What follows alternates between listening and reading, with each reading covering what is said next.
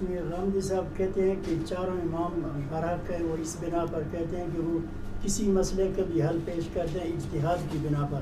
آپ ان میں سے جس کے بھی مسئلے کو اختیار کر لیں وہ ٹھیک ہے۔ میں نے جواب دے دیا میرے بھائی کہ کسی کے مسئلے کو اختیار کر لیں وہ ٹھیک ہے، اس طرح نہیں ہے، دلیل کی بنیاد کے اوپر چیزوں کو لیا جائے گا نا۔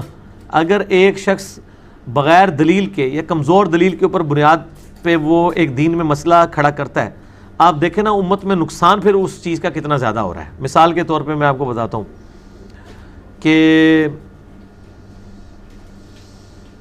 بیوی کو ہاتھ لگانے سے وضو ٹوٹ جاتا ہے، یہ امام شافعی نے ایک مسئلہ بیان کیا ہے، اور اس مسئلے کی تکلیف آج تک امت کاٹ رہی ہے۔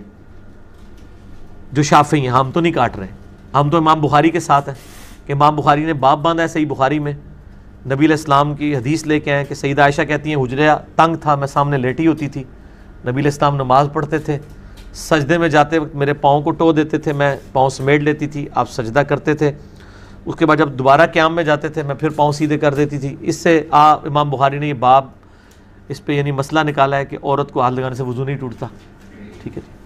اب جو بندہ یہ بتا گیا کہ عورت کو ہاتھ لگانے سے، بیوی کو ہاتھ لگانے سے وضو ٹوٹ جاتا ہے، اس کی تکلیف آج امت کو اس طرح کاٹنی پڑ رہی ہے کہ انڈونیشیا اور ملیشیا کے جو شافعی ہیں زیادہ تر لوگ، آپ ذرا ان کی عورتوں کو حج عمرے پہ دیکھیں، ان عورتوں نے گرمیوں میں بھی دستانے پہنے ہوتے ہیں، وہ آپ یہ نہ سمجھیں انہوں نے پردہ کیا ہوتا ہے، چہرے ان کے کھلے ہی ہوتے ہیں، چہرے کا نقاب نہیں کرتی ہیں، اور پورے انہوں نے ہاتھوں کے اوپر یہاں تک دستانے باندھے ہوتے ہیں۔ آپ ان سے پوچھیں کیا تکلیف ہے آپ کو، تو وہ کہیں گے چونکہ ہم نے اپنے مرد کے ہاتھ میں ہاتھ ڈالنا ہوتا ہے، تو چونکہ خاوند کو ہاتھ لگانے سے وضو ٹوٹ جاتا ہے، تو اپنا وضو سنبھالنے کے لیے ہم نے یہ جو مصیبت کاٹی ہوئی ہے دستانے والی، تو ہاتھ تو پھر بھی پکڑا ہی ہوا ہے مرد کا، وچ خالی ایک شے ہی آ گئی ہے نا۔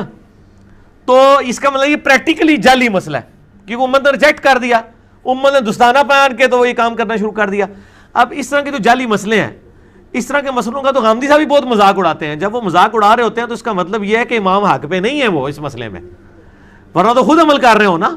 وہ خالی نہ صرف ان چیزوں کو غلط کہتے ہیں بلکہ ان کا مذاق بھی اڑاتے ہیں کہ یار کتنی فضول سا مسئلہ ہے یہ، ٹھیک ہے نا جی۔ تو اس قسم کے یعنی مسائل جو بیان کرتے ہیں، اسی طریقے سے آپ دیکھیں کہ خون نکلنے سے وضو والا مسئلہ ہے، ٹھیک ہے جی۔ 93 نمبر روایت ہے ابو داؤد کے اندر کہ ایک صحابی کو یعنی وضو کے دوران یعنی نماز پڑھنے کے دوران تیر لگ گیا، ان کا خون نکلتا رہا، اور اسی حالت میں انہوں نے نماز مکمل کی ہے۔ نماز نہیں توڑی ورنہ وضو ٹوٹ جائے۔ ایک بندے کا اگر نماز کے دوران پیشاب نکل جاتا ہے تو کیا نماز جاری رکھے گا؟ وہ نماز ٹوٹ گئی۔ ایک بندے کا خون نکل رہا ہے، نماز ٹوٹ گئی، اور دوسرے ساتھی اس کو کہتے ہیں تم نے مجھے جگایا کیوں نہیں؟ ان کا میں نے ایک سورت شروع کر لی تھی، میں نے کہا میں اس کو اب مکمل کر کے ہی نماز مکمل کروں، یعنی کوئی شرعی عذر بھی نہیں تھا اس کے اوپر، دوسرے بندے کو بلا سکتا تھا، اس نے نماز مکمل کی۔ آپ علیہ السلام نے نہیں فرمایا کہ تیرا وضو ٹوٹ گیا تھا، تو خون نکلنے سے وضو نہیں ٹوٹتا۔ اس مسئلے میں امام شافعی کا موقف ٹھیک ہے کہ وضو نہیں ٹوٹتا، امام حنیفہ کا غلط ہے، اور امام بخاری کا بھی یہی موقف ہے کہ خون نکلنے سے وضو نہیں ٹوٹتا، امام ابو داؤد نے بھی یہی موقف اڈاپٹ کیا ہے۔ اور یہاں پہ وہ مذاق اڑا رہے ہوتے ہیں جی کہ جی وہ لوگ جو ہیں اپنی مرضی کا دین لیں گے، جب ان کا بیوی کو ہاتھ لگانا ہوگا تو وہ حنفی بن جائیں گے، جب وضو توڑنا ہوگا تو شافعی بن جائیں گے۔ نہیں بھئی، ہم محمدی بنیں گے ہر مسئلے میں۔ نبی علیہ السلام نے ہر چیز کھول کے بیان کی ہے، مضبوط روایتیں لے کے پھر اگلی بات کریں گے۔ فضائل نماز والے چیپٹر میں یہ واقعہ نقل کیا ہے، اس کے بعد انہوں نے عجیب و غریب اس سے رزلٹ نکالا ہے۔ یہ حدیث جب انہوں نے لکھی نا، وہ حدیث تو لکھ رہے تھے کہ صحابہ کا نماز میں خشوع خضوع کتنا ہوتا تھا، فضائل اعمال میں فضائل نماز والے چیپٹر کے اندر۔ اب ان کو فوراً فکر پڑ گئی کہ یہ اگر کسی نے واقعہ پڑھا تو ہمارے بابا جی اسٹیک پہ لگ جائیں گے، جنہوں نے ہمیں یہ بتایا کہ وضو ٹوٹ جاتا ہے خون نکلنے سے۔ تو انہوں نے نیچے فے لکھا، فائدہ، جس کو میں فساد پڑھتا ہوں، فے ہے وہ فساد، انہوں نے لکھا کہ فے لکھا کہ جی اس واقعے سے جو یہ مطلب اس صحابی کا خشوع خضوع تو ثابت ہو رہا ہے، لیکن اس سے یہ ہو رہا ہے کہ وہ اس کا خون نکلتا رہا تو اس کا وضو کیوں نہیں ٹوٹا؟ تو انہوں نے کہا کہ امام شافعی رحمہ اللہ تعالیٰ کا بھی یہی موقف ہے کہ خون نکلنے سے وضو نہیں ٹوٹتا۔ ہو سکتا ہے وہ صحابی بھی امام شافعی کے مذہب پر ہوں۔ کیوں ہنس رہے ہو؟ بزرگاں نے لکھا ہے، تھے بھی نہیں، لیکن وہ اس کی تعویل کریں گے، وہ کہیں گے یہ اصل میں آپ کو سمجھ نہیں آیا۔ انہوں نے کہا ہے کہ اس صحابی نے بھی اجتہاد کیا جیسا کہ امام شافعی نے اجتہاد کیا، تو اجتہاد میں دونوں برابر تھے. شیخ صاحب اصل میں یہ کہنا چاہتے تھے, شیخ صاحب جو کہنا چاہتے تھے وہ انہوں نے فضائل اعمال کے مقدمے میں کہہ دیا ہے. فضائل اعمال کے مقدمے میں شروع میں لکھا ہے کہ ڈاکٹروں نے مجھے چند دنوں کے لیے دماغی کام سے روک دیا کیونکہ مجھے ایسی دماغی بیماری لاحق ہو گئی تھی. تو میں نے یہ سمجھا کہ میں ان فراغت کے ایام کو اس بہترین مشغلے میں صرف کروں کہ میں یہ کتاب لکھ دوں جو میرے پیر صاحب نے کتنے عرصے سے مجھے ترغیب دلائی ہوئی تھی.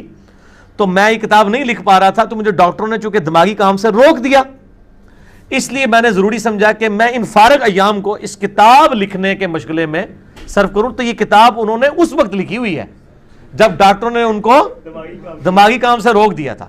تو وہ اس لیے پھر اس قسم کے جملے نکلے ہیں. تو ظاہر ہے جب وہ شرعی معذور ہیں, ہم ان پہ فتویٰ نہیں لگاتے, کیونکہ صحیح بخاری مسلم میں حدیث ہے کہ جو شخص پاگل ہے یا بچہ ہے یا مجنون ہے, اگر وہ مطلب اس سے کوئی اس طرح کی حرکت ہو جاتی ہے تو اس کے اوپر کوئی شرعی گرفت نہیں ہے اس حوالے سے. تو اگر وہ انہوں نے خود بتا دیا کہ میں شرعی مریض تھا, اور اب یہ ان کو سوچنا چاہیے تھا کہ انہوں نے یہ کام کیوں کیا اس حالت کے اندر, تو اگر انہوں نے کر لیا تو اللہ تعالیٰ ان کو معاف کرے. لیکن پچھلوں کی معافی کوئی نہیں ہے جن کو یہ پتہ چل گیا کہ ایک بندے نے ذہنی توازن صحیح نہ ہونے کی حالت میں دماغی طور پہ, جب ڈاکٹروں نے ان کو ذہنی کام سے روکا ہے, یہ نہیں یہ سمجھتے ہیں کتاب و سنت کا کام یہ کوئی ذہنی کام نہیں, حالانکہ سب سے زیادہ یہ ذہنی کام ہے. اس وقت یہ انہوں نے لکھا ہے, ان کی تو شاید معافی ہو جائے, پچھلوں کو چاہیے کہ وہ کان چاٹ کے اس طرح کی چیزیں نکالیں. جناب فضائل اعمال میں ہی لکھا ہوا ہے کہ ایک بزرگ تھے, وہ 12 دن تک انہوں نے ایک ہی وضو سے ساری نمازیں پڑھی. 12 دن تک تو یہ نہیں کسی صحابی کے بارے میں بھی نہیں ملتا, کسی تابعی کے بارے میں بھی نہیں ملتا. یہ کون سا بندہ ہے جو 12 دن تک ایک وضو کے ساتھ ساری نمازیں پڑھتا رہے. تو بس اس طرح کے واقعات پھر اسی لیے آئے ہیں نا میرے بھائی. تو سنن ابی داؤد میں 93 نمبر ہے, شروع میں ہی آپ دیکھ لیں گے 93 نمبر, ٹھیک ہے.